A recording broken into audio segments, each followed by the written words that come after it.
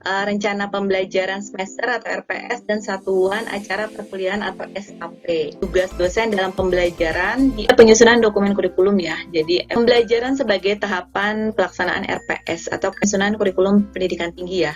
Rancangan pembelajaran ya. Jadi tahapan perancangan pembelajaran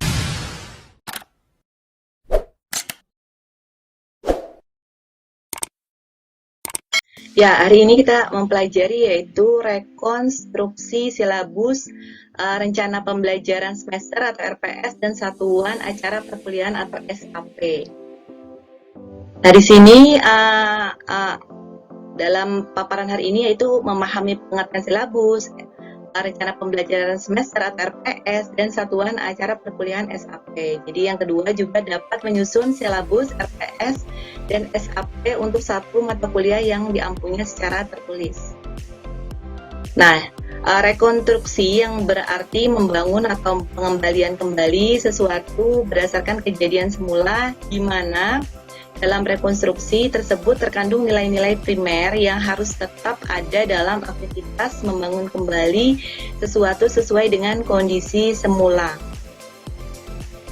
Nah, di sini dijelaskan ya, tugas dosen dalam pembelajaran di SN pasal 26 sampai 30 yaitu tugas dosen adalah merencanakan yaitu RPS, perangkat pembelajaran dan bahan ajar, terus melaksanakan pengampuhan MK, membimbing dan lain-lain, yaitu mengendalikan lembar monitoring, menilai rencana penilaian instrumen penilaian, mengevaluasi yaitu rencana evaluasi, instrumen evaluasi, proses dan hasil belajar.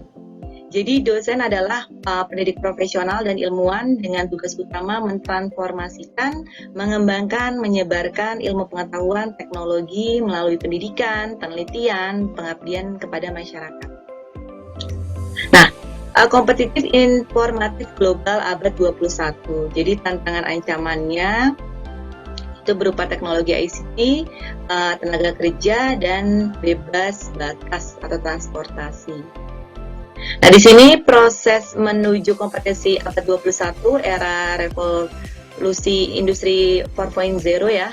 Di sini ada karakter peserta didik beradaptasi pada lingkungan yang dinamis, religius, nasionalis, masyarakat mandiri, gotong royong, integritas. Jadi di sini ada syarat generik di mana kompetensi abad 21, kompetensi peserta didik mampu memecahkan masalah kompleks yang dibutuhkan, kritis berpikir, kreativitas, literasi dasar, life skill, peserta didik menerapkan keterampilan dasar sehari-hari, literasi bahasa, literasi numerasi, literasi sains, literasi digital, TIK, literasi finansial, literasi budaya dan kewarganegaraan. Jadi intinya adalah peserta didik mampu memecahkan masalah kompleks. Di sini area yang HOTS ya atau high order thinking skill yaitu berpikir tingkat tinggi, di mana dimensi pengetahuannya ada faktual, konseptual, prosedural, metakognitif. Jadi mengingat C1, memahami C2, menerapkan C3, menganalisis C4, mengevaluasi C5. Jadi ini dimensi proses kognitif ya. Nah, di sini juga dijabarkan standar dan kriteria instrumen dan PT sebelum dan sesudah SN Dikti 2015. Jadi sini sebelum SN Dikti 2015 itu 7 standar ya, ada visi, misi, tujuan dan sasaran. Terus tata pamong, manajemen, mahasiswa, sumber daya manusia, kurikulum, keuangan, sarana prasarana, riset dan kerjasama. Nah, di sini setelah SN Dikti 2015 dijelaskan 9 kriteria SN Dikti 2015. Jadi ada visi, misi, tujuan, dan strategi tata pamong, tata kelola, dan kerjasama, mahasiswa, sumber daya manusia, keuangan, sarana dan prasarana, pendidikan, penelitian, pengabdian kepada masyarakat, luaran, dan capaian tridharma. Nah, perubahan kurikulum, jadi kurikulum itu kan merupakan nyawa dari suatu program pembelajaran, sehingga keberadaannya memerlukan rancangan, pelaksanaannya, serta evaluasi secara dinamis sesuai dengan perkembangan zaman. Jadi kebutuhan ilmu, pengetahuan, teknologi dan sains, IPTEX, serta kompetensi yang dibutuhkan oleh masyarakat maupun pengguna lulusan perguruan tinggi.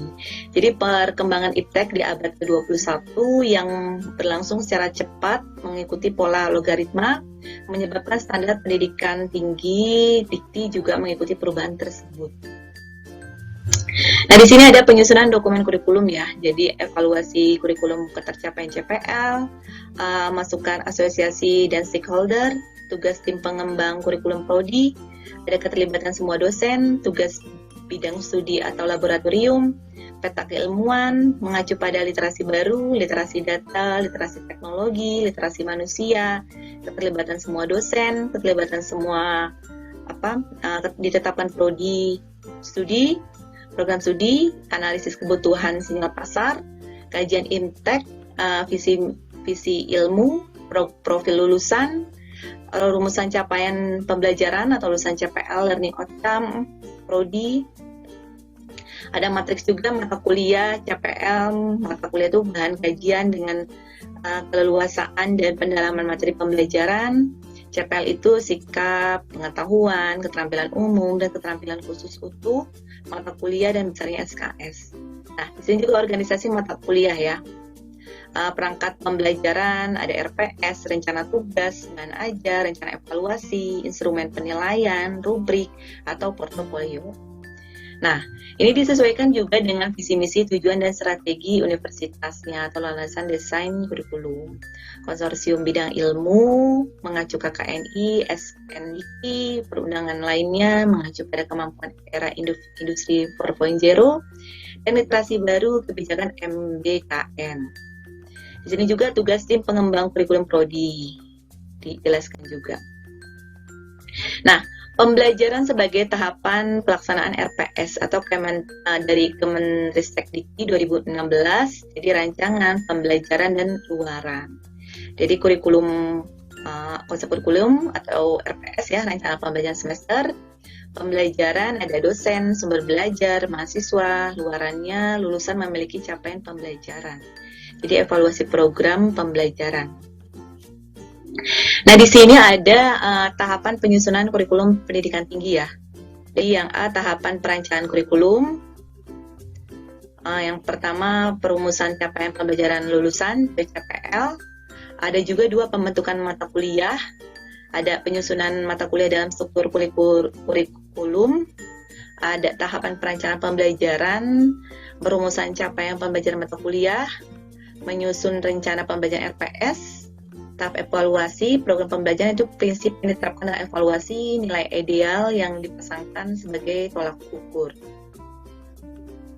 Nah, ada tahapan perancangan pembelajaran ya. Jadi tahapan perancangan pembelajaran dilakukan secara sistematis, logis, dan terukur agar dapat menjamin tercapainya capaian pembelajaran atau lulusan CPL. Jadi tahapan perancangan pembelajaran itu tersebut setidaknya dilakukan dalam beberapa tahap sebagai berikut. Ada tahapan perencanaan pembelajaran. Yang pertama, identifikasi capaian pembelajaran lulusan atau CPL yang dibebankan pada mata kuliah. Ada juga merumuskan capaian pembelajaran mata kuliah CPMK yang bersifat spesifik terhadap mata kuliah berdasarkan CPL yang dibebankan oleh MK tersebut. Ada juga perumusan sub SPMK yang merupakan kemampuan akhir yang direncanakan pada tiap tahap pembelajaran dan dirumuskan berdasarkan CPMK.